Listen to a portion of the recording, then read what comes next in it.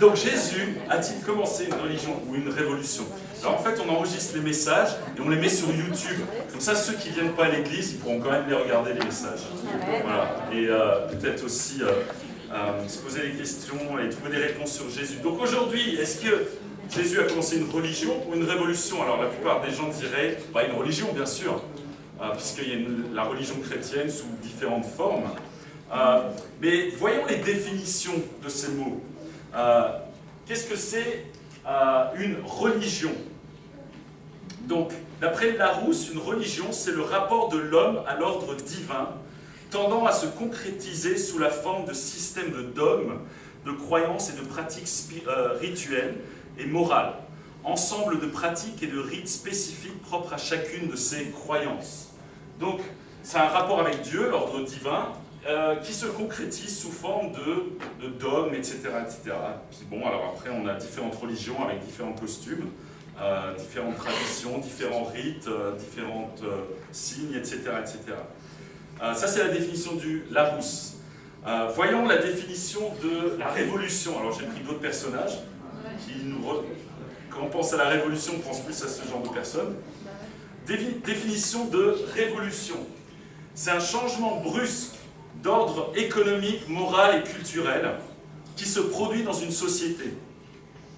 Agitation soudaine provoquée dans le public par un fait inhabituel. Donc voilà, définition simple du Larousse. Et maintenant, on va essayer de se poser la question, est-ce que Jésus était plutôt religieux ou plutôt révolutionnaire? Je pense que beaucoup d'entre nous, on a une petite idée de la réponse quand on voit les définitions. Mais pour commencer, on va lire enfin, on va pas lire, on va résumer le chapitre 37 de Matthieu. C'est le discours sur le lac, bien connu. On va regarder si Jésus était religieux ou révolutionnaire. Donc, prenez chapitre 37, Matthieu, sermon sur le lac. C'est après le sermon sur la montagne, Jésus est descendu sur le lac. Et il a fait son sermon sur le lac, où il a parlé de beaucoup de choses, aussi très importantes. Donc, dans son sermon sur le lac, il a parlé de l'importance des cierges, des tenues vestimentaires des prêtres, de la place de l'autel dans les églises, des pratiques de l'encens, du port de la croix sous forme de collier, du signe de la croix, des jours fériés, Pâques, Noël et Pentecôte. Après, il a parlé de l'infaillibilité du pape, du culte de la Sainte Vierge, des statuts des apôtres, de la séparation du clergé et laïque, de l'importance de manger du poisson le vendredi, du carême, de la Toussaint, du célibat des prêtres, de l'ordre de la liturgie dans la messe, et beaucoup de choses semblables. Vous avez tous lu Matthieu 37? Ça n'existe pas. Matthieu 37 n'existe pas. Moi, quand j'ai grandi dans une religion, et pour moi, c'était ça. Et j'étais persuadé que tout ça était dans la Bible. Et quand j'ai étudié la Bible à l'âge de 21 ans, j'ai rien trouvé de tout ça, et je me suis dit, mais c'est où? C'est où? Je ne comprends pas. Et j'ai vu d'autres choses en lisant les évangiles, et il n'y avait rien de tout ça. Tout ça, ce sont des règles qui se sont mises en place dans ce qu'on appelle les conciles œcuméniques, dont le premier officiel était en 325, le concile de Nicée. Et aujourd'hui, l'Église, donc l'Église catholique, ça on aurait pu prendre une autre, mais voilà, reconnaît 21 conciles de 325 à 1962. Et c'est lors de ces 21 conciles que les dogmes, les règles, tout ce qu'on a vu tout à l'heure, et plein d'autres choses semblables, se sont mises en place et ont été écrites dans ce qu'on appelle le droit canon et puis d'autres choses. On va voir tout à l'heure le catéchisme. Donc c'est ces 21 conciles qui ont mis en place la religion avec plein de règles, etc. etc. Alors quand on regarde cette liste, moi ce qui me frappe, je ne sais pas si ça vous frappe, mais de 325 à l'an 1000 à peu près, les personnes qui ont convoqué ces conciles sont des évêques. Non, c'est des empereurs. Empereurs de Rome, Théodose, Constantin, Léon Ier, Martien, etc. C'était tous des empereurs donc même pas religieux. Ils ont convoqué ces conciles pour faire leur truc, et on ne va pas rentrer dans tous les détails, ce n'est pas le but ce matin, mais pendant 900 ans, les conciles ont été convoqués par des empereurs. Ensuite, en l'an 1000, et vous voyez, il y en a beaucoup entre 1100 et 1200, c'est les conciles de Latran, avec notamment Innocent III, et là c'était les croisades. Les conciles étaient convoqués pour les croisades, des choses comme ça. Un qui était choquant, on n'en parle plus trop aujourd'hui, mais c'est le concile de Latran 3 et 4, convoqué par Innocent III, qui a été convoqué principalement pour tuer les cathares dans le sud de la France, qui était une forme de religion alternative. Et aujourd'hui, on sait qu'il y a eu entre 20 000 et 100 000 cathares tués suite au concile de Latran, parce que la décision a été prise à ce moment-là. Donc vous pouvez étudier ça dans tous les détails, on ne va pas le faire ce matin, c'est pas le but. Mais voilà une religion. Alors comment ça fonctionne? Ce concile, ça a donné un catéchisme. Ces conciles, je vais assez vite, hein, parce qu'on va lire d'autres choses. Le voilà, donc on va l'étudier ce matin. Avec... Non. Moi, je l'ai pas mal lu, hein. Il y a beaucoup de petites feuilles et tout. Il y a plein de bonnes choses dedans. Par exemple, sur le baptême. Je vais vous lire un extrait qui est très très très bien. Donc on appelle baptême selon le rite par lequel il a été réalisé. Baptisé, en grec, baptisienne, signifie plonger, immerger.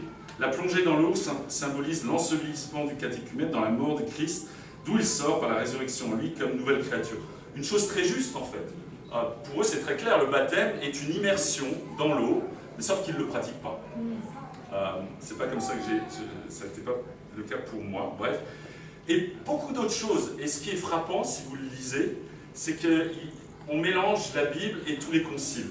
Et quand vous allez à la fin, vous regardez donc les index, tout est mélangé. On a mis les évangiles, la parole de Dieu, au même niveau que les conciles, et donc on en a fait des règles et des lois. Je vais vous donner un autre exemple, vite fait, sur l'infaillibilité du pape. Donc, on lit, pour accomplir ce service, le Christ a doté les pasteurs du charisme d'infaillibilité en matière de foi et de mœurs. L'exercice de ce charisme peut revêtir plusieurs modalités. De cette infaillibilité, le pontife romain, chef du collège des évêques, jouit de fait même de sa charge quand, en tant que pasteur et docteur suprême de tous les fidèles, est chargé, etc., etc., lorsque par son magistère suprême l'Église propose quelque chose à croire comme étant révélé par Dieu et comme enseignement de Christ, il faut adhérer dans l'obéissance de la foi à de telles définitions. Donc, l'infaillibilité du pape, c'est un dogme. Alors, moi je lis ça, et quand j'ai étudié la Bible, je me posais des questions. Je me disais, mais d'où ça vient? Donc si vous faites une recherche, on va dire, neutre, scientifique, normale, dire, ah, il y a un chiffre devant, c'est le chiffre 891. Donc ce dogme, c'est le dogme 891. Ben, ça vient d'où? Alors vous allez ensuite dans les index, et puis vous recherchez le chiffre 891. Que vous trouvez après pas mal de temps, il est là, 891. Et vous réalisez que c'est l'article numéro 25 de Lumen Gentium qui a eu lieu pendant le Concile Vatican II. Donc vous réalisez que la décision de l'infaillibilité des évêques et du pape a été décidée à ce moment-là. Donc vous dites, bah, j'aimerais bien savoir où ça se trouve. Donc vous cherchez ensuite les articles du Concile Vatican II, Lumen Gentium, donc vous pouvez les trouver sur Internet, c'est super, Internet. Et vous voyez, donc, document du Concile Vatican II, il y a la Constitution, les déclarations, etc. Ensuite, vous avez Lumen Gentium, qui veut dire lumière pour les nations. Vous cliquez sur chinois ou français, selon votre langue, et vous tombez sur le texte. Voici le texte, Lumen Gentium, article 1er, article 2, article 3. Vous allez jusqu'à l'article 25, que vous trouvez la fonction d'enseignement d'évêque, et vous arrivez à cette fameuse infaillibilité qui est là, cette infaillibilité dont le divin rédempteur, et vous lui retrouvez l'article. Et comme ça, vous pouvez faire cet exercice avec les 2895 dogmes de l'Église pour trouver est-ce que ça vient de la Bible ou est-ce que ça vient des conciles, et de quel concile et en quelle année. Bonne chance. Et ce fameux concile où a été décidée l'infaillibilité du pape a eu lieu quand? En 1962, Concile Vatican II, c'est là qu'a été décidé ce fameux dogme, 2000 ans après Jésus. Donc ça c'est la religion. Concile Vatican. Alors définition, on revoit la définition, rapport de l'homme entre l'ordre divin, tendant à se concrétiser sous la forme de système de dogmes, croyances, pratiques, rituels et morales. Donc clairement, ça se concrétise hein, très clairement dans un livre avec beaucoup de dogmes. Un dogme, c'est donc une affirmation considérée comme fondamentale, incontestable et intangible, formulée par une autorité politique, philosophique ou religieuse. Et donc, dans le catéchisme qu'on a aujourd'hui, il y a 2865 dogmes. Donc, on va en étudier 50 ce matin. Moi, voilà, ça a été comment j'ai grandi en croyant ça. Et quand j'ai commencé à étudier la Bible, je me dis, mais d'où vient cette règle et ce principe et cet enseignement? Ça vient d'où? Et j'ai commencé à lire la Bible et j'ai réalisé que mince, on ne trouve pas ça dans les évangiles. Alors, Jésus, un homme religieux ou un révolutionnaire? Alors maintenant, on va plutôt parler d'autres choses. On va lire les Écritures, si ça vous va.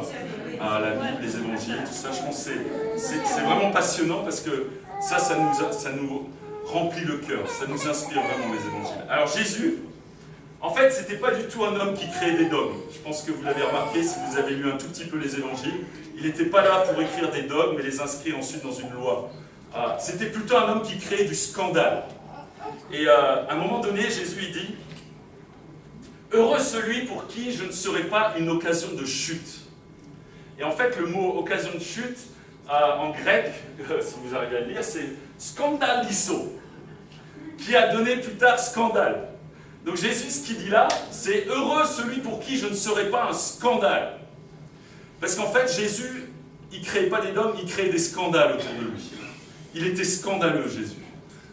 Pour son époque, ce qu'il faisait, ce qu'il disait, sa manière de vivre, sa manière d'être, elle était scandaleuse.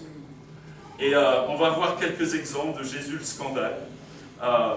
Si ça vous va, on lit quelques exemples. D'abord, c'est scandaleux. Et peut-être ce que j'ai fait tout à l'heure, c'était scandaleux, mais je pense que Jésus, il fait des scandales.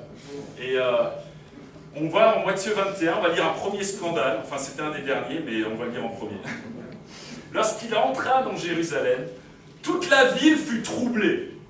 Donc juste là, on peut s'arrêter. Jésus, il rentre à Jérusalem, tranquille et tout. La ville entière est troublée. Donc, les gens disaient, ah, c'est qui? On disait, qui est cet homme? La foule répondait, c'est Jésus, le prophète de Nazareth en Galilée.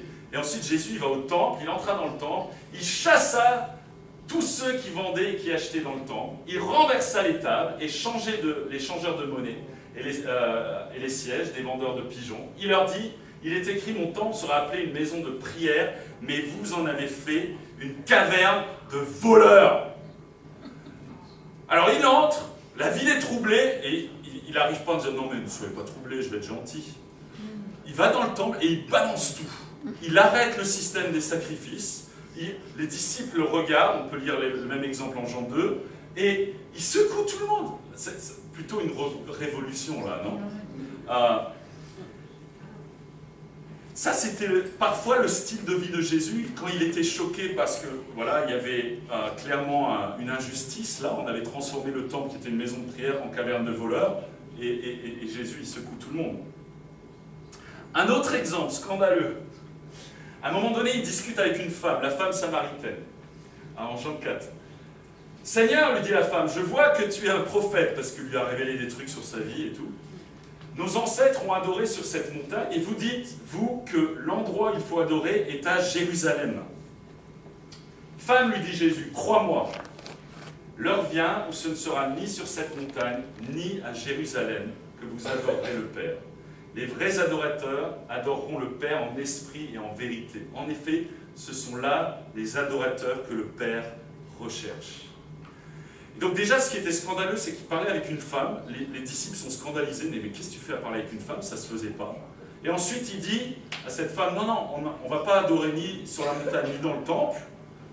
L'heure vient très bientôt où, en fait, vous pourrez adorer n'importe où. Dans la nature, dans votre maison, dans votre chambre, sur le lac. Et parce que ce que le Père recherche, c'est des gens qui le cherchent avec leur cœur, et qui vont l'adorer en esprit et en vérité. Et plus tard, il dit, au fait, moi je vais détruire le temple, je vais le détruire, et en 3 jours, je le rebâtirai. Et là, ils sont scandalisés, les Juifs, les pharisiens, ils disent, comment ça, tu vas détruire le temple, et en 3 jours le rebâtir? Et en fait, il parlait de sa résurrection à lui, et que le nouveau temple, c'est lui et c'est l'Église. Il scandalisait le monde autour de lui. Comment ça, on ne va plus louer Dieu au temple?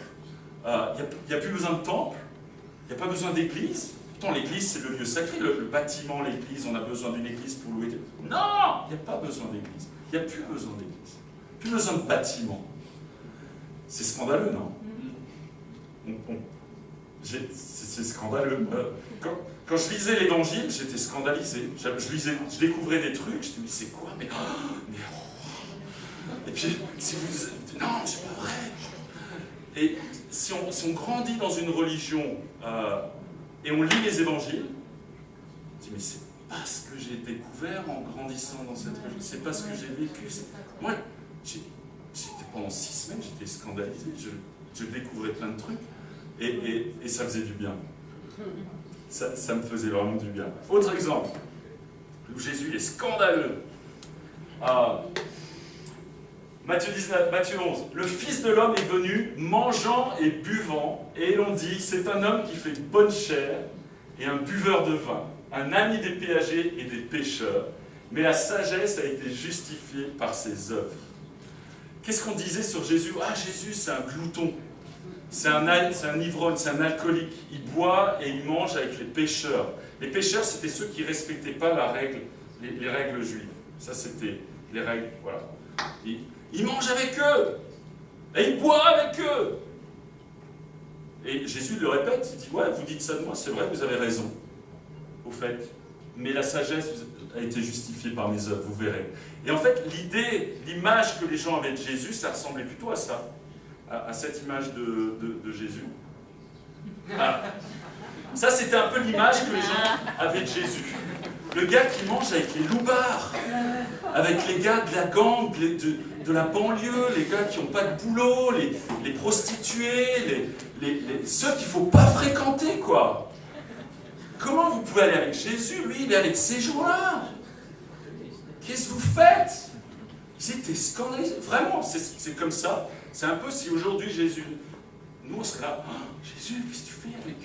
Les gars, ils vendent de la drogue, là, maintenant, dans ce groupe. Il y a des dealers, peut-être des tueurs, des proxénètes, je ne sais pas. Et toi, tu manges avec eux? Ça, c'était Jésus, c'est scandaleux, non? Tu vas pas au temple et faire les...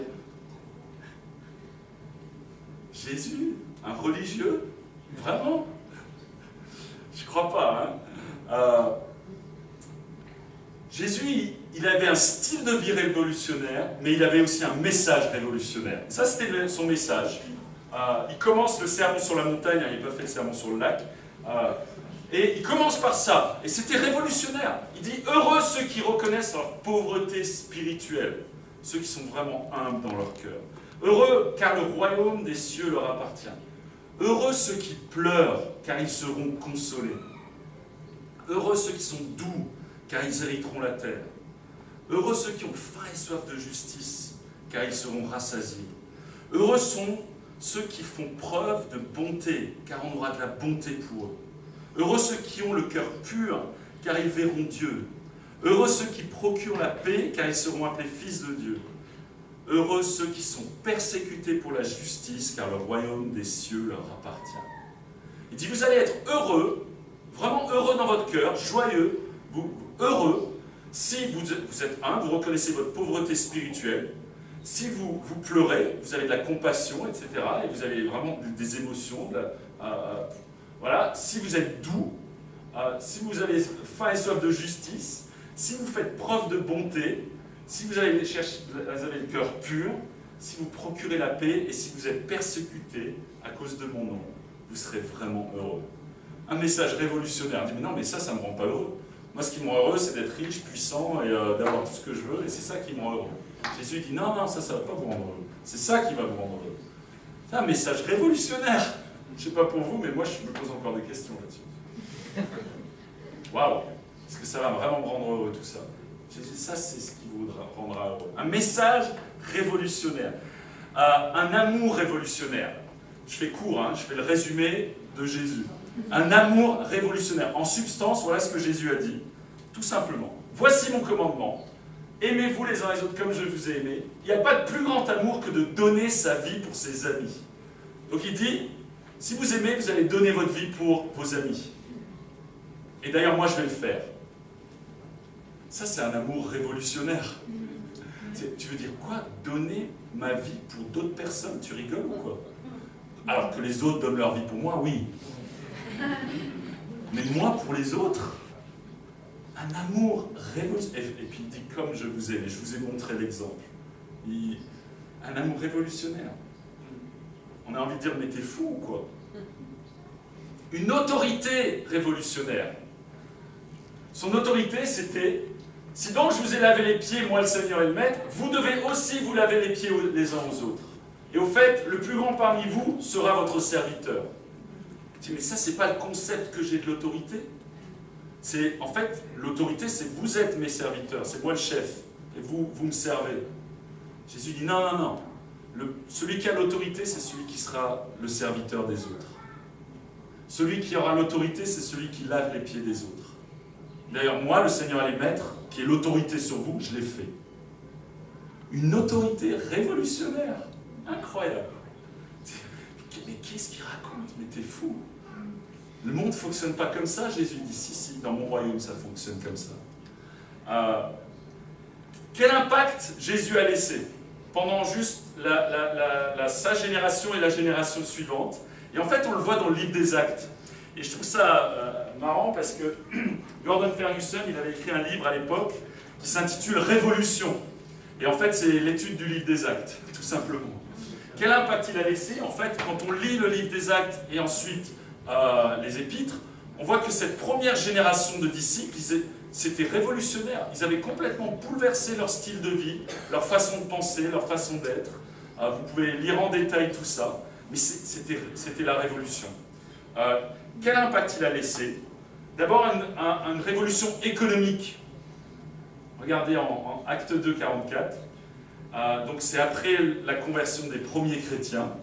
On lit « Tous ceux qui croyaient étaient ensemble et avaient tout en commun. » Wow.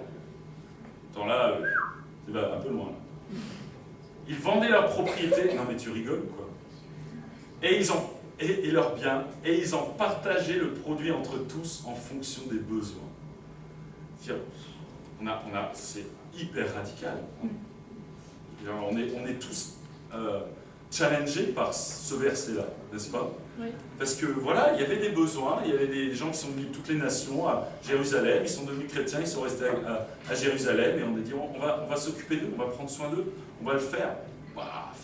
Et on peut lire les détails de tout ça. Donc, révolution économique, plutôt.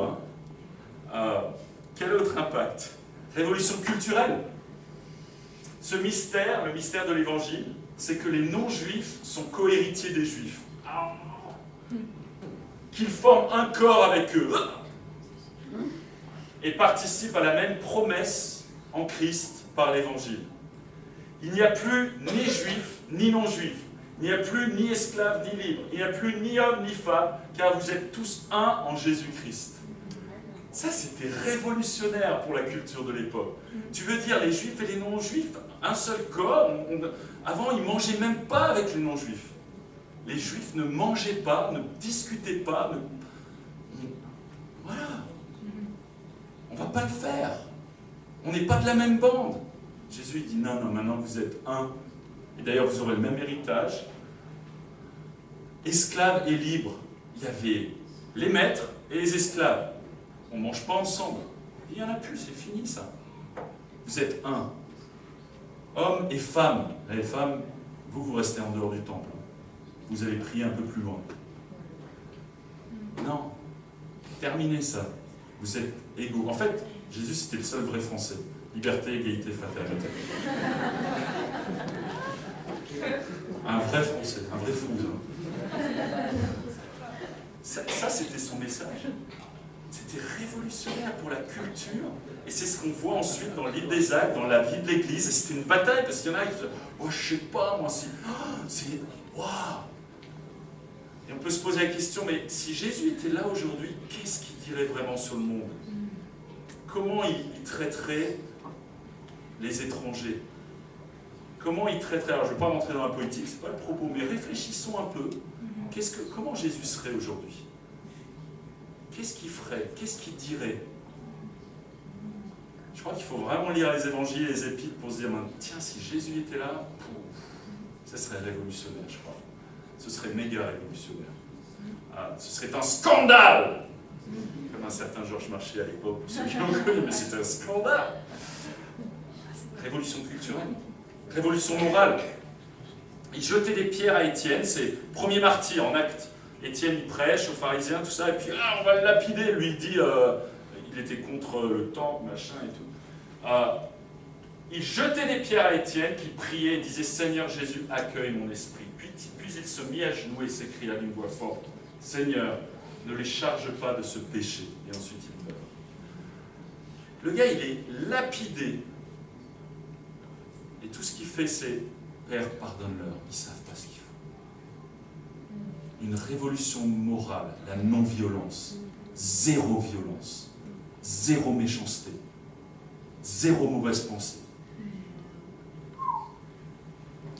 Waouh! Aimez vos ennemis, priez pour eux. Avant, c'était œil pour œil, dent pour dent. Et d'ailleurs, dans le monde aujourd'hui, c'est toujours ça. Enfin, c'est plutôt œil pour jambe, jambe pour corps, quoi.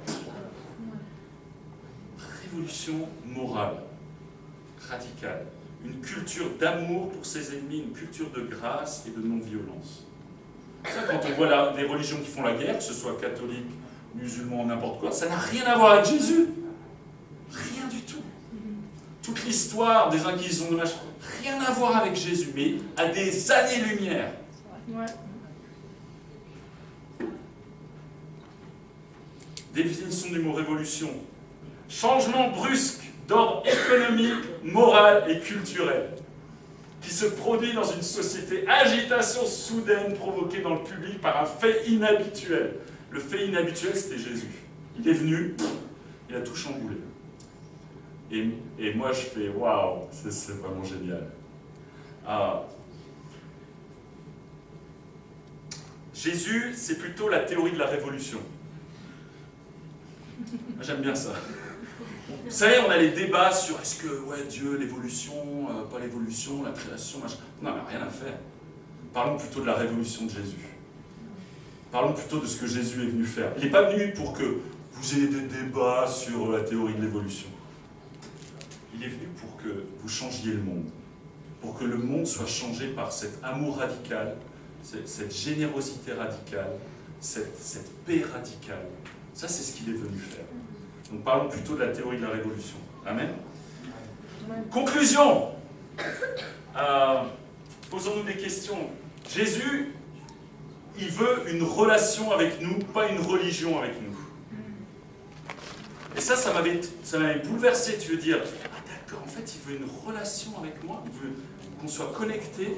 Et ce qu'il dit, avant de mourir à ses disciples, il dit, je suis le sel, vous êtes les sarments. Celui qui demeure en moi et en qui je demeure porte beaucoup de fruits, car sans moi, vous ne pouvez rien faire. Jésus, il dit, voilà, il faut que vous demeuriez en moi, que je sois dans votre cœur, que je sois en vous. Et si je suis en vous, alors vous allez porter beaucoup de fruits. Vous allez aussi faire la révolution. Moi, ce que je veux, c'est une relation avec vous. Moi, je me souviens, quand j'ai grandi, jusqu'à 16 ans, je faisais mes prières traditionnelles. À 16 ans, j'ai arrêté. Et quand j'ai étudié la Bible, je ne savais pas prier. Et puis j'ai un ami qui m'a montré de ça. Et puis un soir, j'ai prié pour la première fois vraiment, de cœur à cœur, où j'ai cherché à exprimer à Jésus, voilà, je veux te connaître. Je veux aide-moi à voir. Je lui ai parlé, j'ai regardé le ciel, c'était la nuit, 3h du mat, je regardais les étoiles, j'ai dit, Dieu, je veux te connaître vraiment. Je ne veux pas être libre, je veux te connaître. Aide-moi à voir qui tu es, qui je suis, aide-moi à te suivre. Et ça a changé ma vie, cette prière. Après, j'ai continué à prier. Mais si vous venez pour une religion, c'est pas la bonne place. C'est pas la bonne. C'est pas le bon bonhomme. Il ne faut pas prendre Jésus. Jésus, ce qu'il veut, c'est une relation avec nous. Une relation d'amour.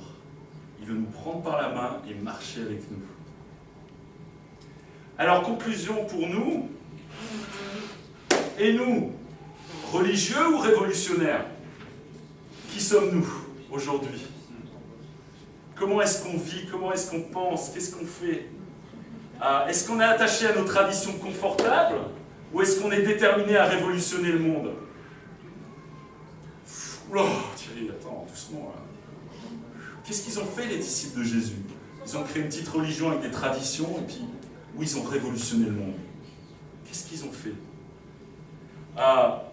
Amis des pécheurs? Sommes-nous amis des pécheurs, vraiment, comme Jésus? Vous pouvez vous voir en photo au milieu de ces gens-là?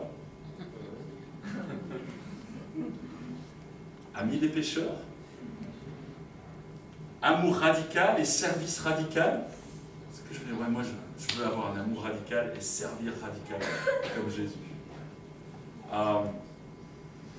Quel impact économique, culturel et moral on laisse autour de nous? C'est ça la question qu'on doit se poser. Si on suit Jésus, alors on aura un impact économique, culturel et moral autour de nous, comme il a eu. Et c'est génial. Est-ce qu'on veut suivre une religion ou suivre Jésus? Ça, c'est la vraie question. Suivre Jésus, c'est bien plus sympa. Et c'est bien plus fun. Et c'est bien plus génial. Moi, je crois que Jésus, c'était le vrai révolutionnaire. Quand je me suis fait baptiser à 21 ans, c'était pas pour recommencer une religion. C'était waouh, Jésus, t'es incroyable, je veux te suivre. J'étais idéaliste, je voulais changer le monde. Alors, si vous êtes ado ou étudiant aujourd'hui, est-ce que vous avez envie de changer le monde comme Jésus? Les ados et les étudiants. Bien sûr. Est-ce qu'au fond, alors Eric, il est encore un peu ado-étudiant, hein, il a à la place. Parce qu'on peut se faire étouffer par « oh ben non, c'est pas possible. On n'y arrivera pas, c'est trop dur. » Ou alors on peut se laisser guider par nos idéaux, dire « ouais, on va changer le monde !» Moi, c'est ce qu'on attend des ados et des étudiants. C'est un peu, mais secouez le monde autour de nous. Secouez-nous par des idées dingues. Voilà, c'est ça en fait. Est-ce qu'on veut être révolutionnaire comme Jésus? Si vous êtes plus vieux, est-ce que vous avez perdu vos idéaux? Et juste vivre une vie confortable jusqu'à votre mort? Moi, si je peux juste tenir le coup jusqu'à ma mort et pas avoir trop de problèmes. Est-ce que vraiment ça vous passionne une vie comme ça? Est-ce que ça nous passionne une vie vraiment confortable, simple, facile, sans aucun danger? Je sais pas, mais moi j'espère jamais devenir comme ça. Enfin, j'ai pas envie, quoi. Et c'est dur parce que on aime bien aussi le confort et tout, mais quelque part Jésus nous appelle à vivre une vie révolutionnaire. Amen. Ça, c'est ce à quoi il nous appelle en tant que disciples. Alors, hier, on a eu une discussion avec les anciens et on a eu plein d'idées révolutionnaires. Vous allez entendre des idées révolutionnaires dans les prochains mois. Et puis vous allez faire « oh !» On va créer des scandales. Il y aura des scandales dans l'église. Non, c'était bien comme ça. Mais il faut secouer le cocotier parfois. Il faut un peu hein. Et on était là à la fin de la discussion. C'est un peu fou là de quoi on parle et tout. Mais peut-être c'est fou. On verra. Mais je crois que Dieu nous appelle à être révolutionnaires, à avoir des vies révolutionnaires. Donc ça, c'est pour les vieux chrétiens. Si vous n'êtes pas encore baptisés, qu'est-ce que vous attendez pour rejoindre la révolution? Ah non, je ne veux pas faire la révolution, moi je veux... Non, c'est un peu toi. Et suivre Jésus. Vous le connaissez, certains vous le connaissez depuis des mois, des années. Et c'est juste dingue, c'est par la foi, c'est un peu « waouh, je vais me faire baptiser » et après, une nouvelle vie commence et il va falloir que je sois révolutionnaire. Mais c'est passionnant. La vie chrétienne est passionnante quand on suit Jésus. La vie chrétienne est pitoyable quand on suit une religion. Si vous voulez faire baptiser pour ensuite faire des petites traditions comme ça, suivre des petites traditions un peu religieuses, vous ne faites pas baptiser. Si on se fait baptiser pour suivre Jésus et avoir une vie révolutionnaire et un impact révolutionnaire. Et ça, c'est passionnant et c'est génial. Et Jésus nous prend toujours par la main, il nous dit « et je serai avec vous jusqu'à la fin du monde ». Et il sera avec nous. Donc maintenant, on va entendre 2 témoignages de 2 jeunes révolutionnaires.